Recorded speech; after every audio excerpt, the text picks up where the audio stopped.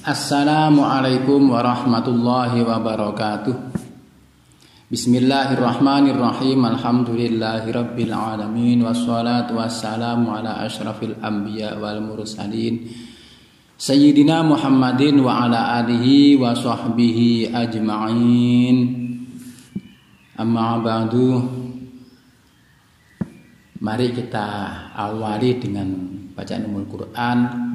Kita hadiahkan kepada Rasulullah, para pendiri Unwaha semuanya, ya Wahab, ya Najib, ya Fatah, dan guru-guru kita semua, termasuk juga ya Samsul Huda.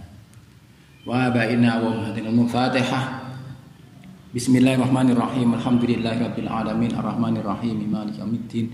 Iyyaka na'budu wa iyyaka nasta'in ihdinas siratal mustaqim siratal ladzina an'amta 'alaihim ghairil maghdubi 'alaihim waladdallin amin.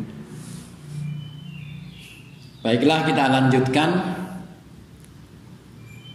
Banyak pertanyaan yang sudah melebihi dari batas mata pelajaran, sehingga saya pikir ini harus kita rangkum sehingga tidak sesuai dengan mungkin urutan-urutan yang sudah kita berikan. Kemarin yang kita bahas adalah musnad yang bermakna sanad kemarin. As-sanad bisa al-isnad, bisa musnad. Musnad yang masdar. Dalam tulisan sudah kita kirimkan, asnada yusnidu isnadan, wa musnadan masdar mim. Isnad masdar, musnad masdar. Fahuwa musnidun isim fa'il, wa dzaka musnadun isim maf'ul. Yang tadi musnad masdar, sekarang musnad isim maf'ul. Jadi isnad, sanad, musnad sama. Sekarang sebelum melanjutkan musnad lagi, karena musnad tadi masdar ya, sekarang ada musnad isim maf'ul. Masdar isim maf'ul. Kalau tadi masyaallah, kalau tadi masdar ya, kalau tadi masdar. Sekarang isim maf'ul. Musnad yang isim maf'ul. Apa makna musnad? Yang isim maf'ul ada dua makna. Pertama, kullu kitabin jumi'a fihi marwiyatu kulli sahabiyin ala hiddatin. Musnad itu kitab yang sistem penulisannya didasarkan kepada nama sahabat. Jadi umpama musnad Ahmad, kalau kita buka itu kitab disusun berdasarkan nama sahabat, diawali oleh sahabat sing paling utama. Siapa? Abu Bakar, kemudian Umar, kemudian Utsman, kemudian Sayyidina Ali, dan seterusnya. Jadi musnad Ahmad itu sistem penulisannya itu tidak berdasarkan bab, tapi berdasarkan nama sahabat. Abu Bakar, Sayyidina Abu Bakar, hadisnya apa saja? 1, 2, 3, 4, 5 sampai entah berapa itu, puluhan kitab musnad Ahmad. Kemudian Sayyidina Umar hadisnya berapa? Juga puluhan. Nah, Sayyidina Ali hadisnya apa saja? Itu namanya musnad. Kitab-kitab yang disusun berdasarkan nama sahabat. Musnad isim maf'ul. Kemudian musnad, makna musnad berikutnya adalah al haditsul marfu'u al muttasil. Hadis marfu' yang muttasil. Sanadan, sanadnya muttasil. Kemarin sudah kita bahas sanad, rangkaian rawi hadis yang menyampaikan hadis kepada jalan sampai kepada Rasul. Itu namanya sanad. Nyambung sanadnya Kanjeng Nabi kepada sahabat, sahabat kepada tabi'in, tabi'in kepada tabi'in, sampai kepada Imam Bukhari, nyambung sanadnya. Itu namanya muttasil. Itu namanya muttasil. Lah, al-marfu itu disandarkan kepada Rasul.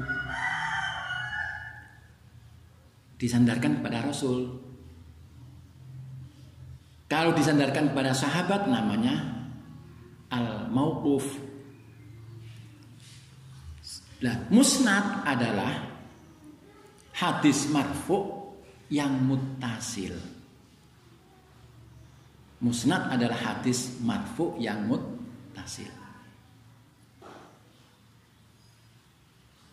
Sekarang kita lanjutkan, mungkin kita agar tidak banyak pertanyaan. Kok ada marfu?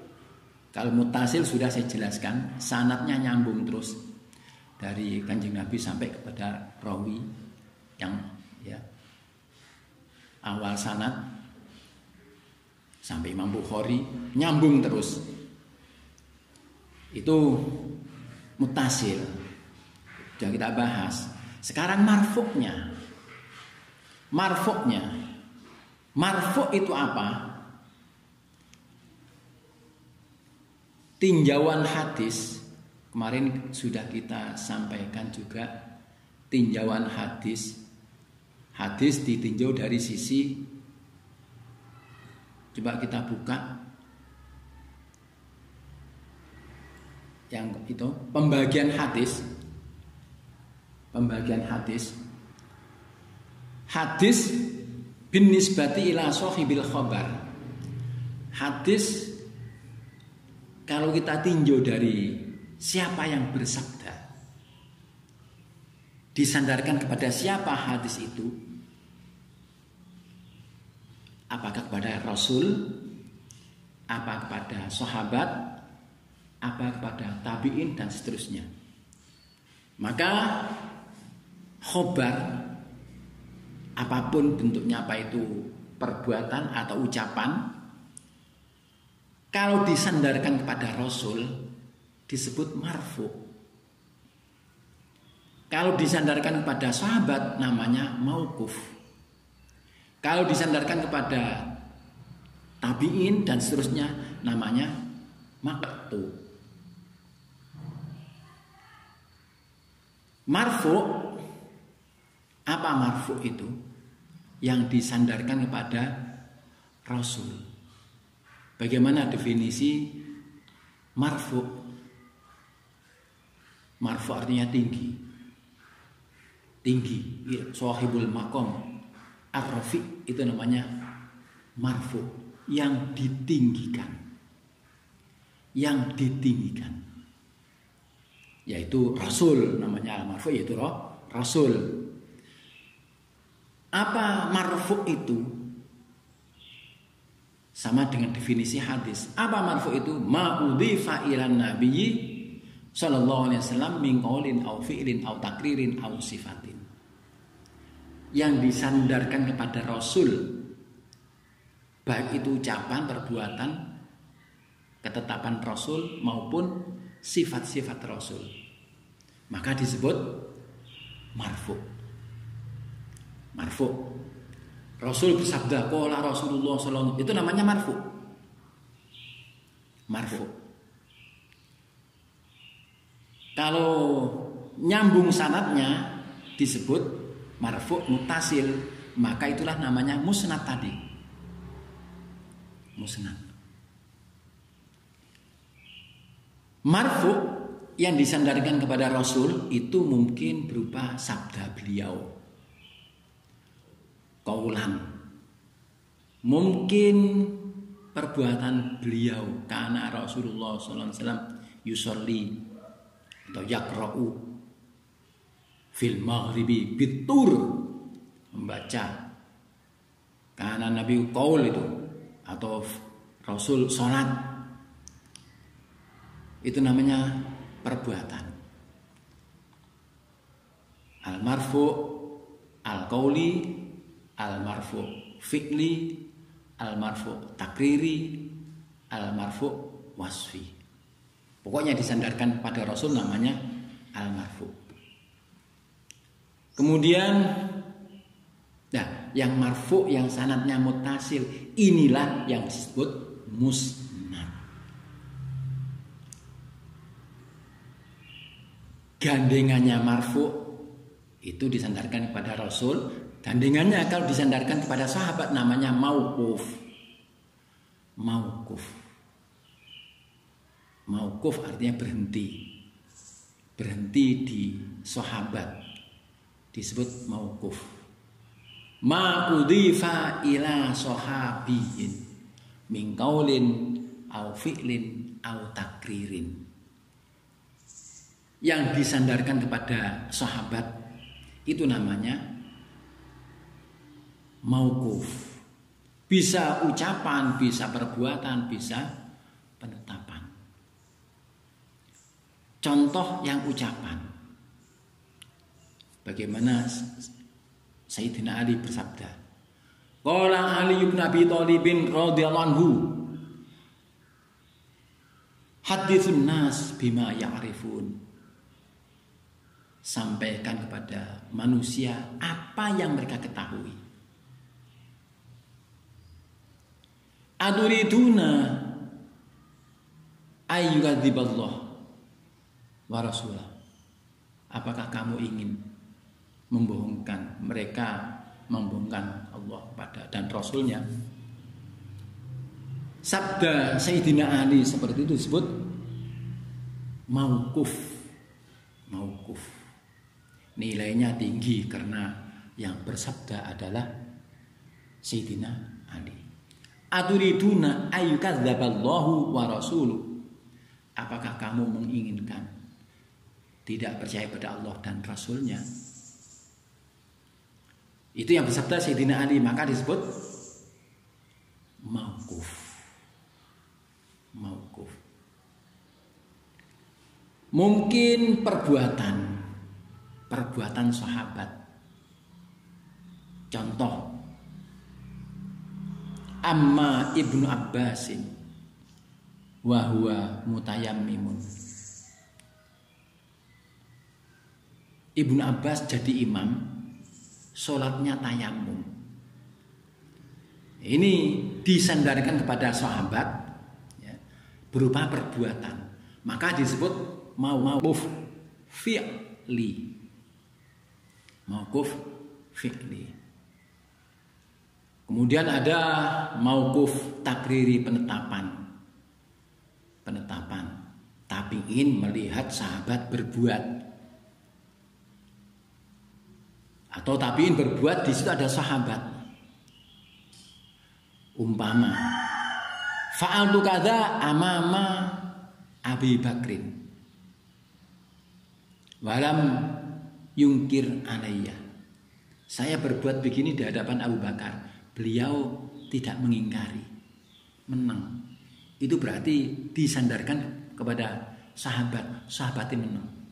Itu namanya mauquf takriri, penetapan sahabat. Nah, mauquf ini disandarkan kepada sahabat, nilainya tinggi asal sanadnya benar-benar sahih. Sama dengan hadis, ono sanate sing dhaif, ono sanate sing sikoh. Sabda sahabat juga demikian. Diterima oleh siapa, kepada siapa, sampai kepada siapa, dibukukan di mana? Dibukukan di Bukhari umpama. Oh, berarti dawuh sahabat tersebut sanadnya kuat. Jadi namanya mauquf. Kita bisa membedakan mana yang disandarkan kepada kanjeng Nabi, mana yang disandarkan kepada sahabat. Selanjutnya ada yang disandarkan kepada ulama sesudah sahabat, yaitu tabi'in, tabi'in. Yang disandarkan kepada tabi'in dan sebawahnya itu adalah disebut al-maqtu'. Al-maqtu'. Sabda atau perbuatan yang disandarkan kepada tabi'in. Maqtu' terputus. Ulama memberi nama maqtu' terputus. Dari satu sisi, kalau sabda sahabat disandarkan pada sahabat namanya al-mauquf. Ada yang memberi nama al-athar. Nah, athar masih mutlak. Yang disandarkan tabi'in disebut al-maqtu'. Tabi'in, tabi'in, sabda Sayyidina Imam Syafi'i umpama. Imam Syafi'i bersabda, yang terkenal itu apa? Man arada dunya fa'alaihi bil ilmi wa man arada al-akhirah fa'alaihi bil ilmi wa man aradahuma fa'alaihi bil ilmi. Itu sabda Imam Syafi'i. Disandarkan pada Imam Syafi'i, sabda Imam Syafi'i. Itu namanya maqtu'. Nilainya tinggi. Nilainya tinggi. Karena diukur dengan beliau yang bersabda. Ya, nanti bergantung sanadnya Imam Syafi'i kepada siapa sampai kepada pembukuannya. Maqtu'. Jadi yang disandarkan kepada tabi'in atau di bawahnya. Sama tadi, ada yang bersifat ucapannya tabi'in, ada yang bersifat perbuatan tabi'in, ada yang penetapan tabi'in. Seperti gini pendapat Imam Hasan Al-Basri. Beliau ditanya bagaimana kita sholat di belakang orang yang akidahnya tidak sama. Bahasa dulunya mubtadi' ahli bid'ah. Kalau dulu yang namanya ahli bid'ah biasanya kelompok Mu'tazilah yang tidak percaya dengan takdir. Itu rata-rata dulu seperti itu. Kelompok Mu'tazilah yang tidak percaya dengan takdir. Hasan Al-Basri menjawab, sholat di belakang mereka tidak apa-apa. Sholatlah kamu. Wa alaihi bid'atuhu. Bid'ahnya urusan dia. Bid'ahnya urusan dia. Nah ini sabda Hasan Al-Basri. Nah itu namanya al-maqtu'. Al-maqtu'.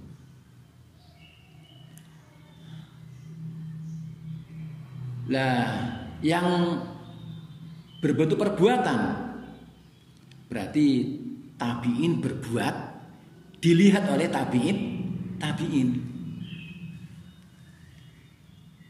Ibrahim bin Muhammad, seorang muridnya dari tabi'in, mengatakan kana Masruqun, Syekh Masruq gurunya seorang tabi'in, yurhi as-satra bainahu wa baina ahlihi. Di rumahnya itu tidak ada kamar ya, los biasa zaman biyen. Terus kemudian ada tabir untuk tempat sholat. Masruq ini ngelemberehno tabir antara dia dan anggota keluarga di situ. Ini tempat sholat. Ini Masruq tabi'in melakukan membuat satir. Itu namanya fi'li. Sing cerita muridnya. Berarti tabi'in. Itu namanya maqtu' fi'li. Maqtu' fi'li. Jadi kita inti dari pembahasan ini adalah al-marfu. Karena kita tadi membahas al-musnad. Musnad tadi saya sampaikan ada 3 makna. Yang satu musnad dari masdar berbentuk sanad, kemudian musnad yang isim maf'ul 2, yang satu kitab yang disusun berdasarkan nama sahabat. Musnad yang kedua yang isim maf'ul bermakna marfu' muttasil, hadis yang marfu' muttasil, musnad itu. Kita pahami asnada yusnidu isnadan wa musnadan masdar, bahwa musnidun isim fa'il, wa dzaka musnadun isim maf'ul. Ini terkait dengan pembahasan kemarin sanad.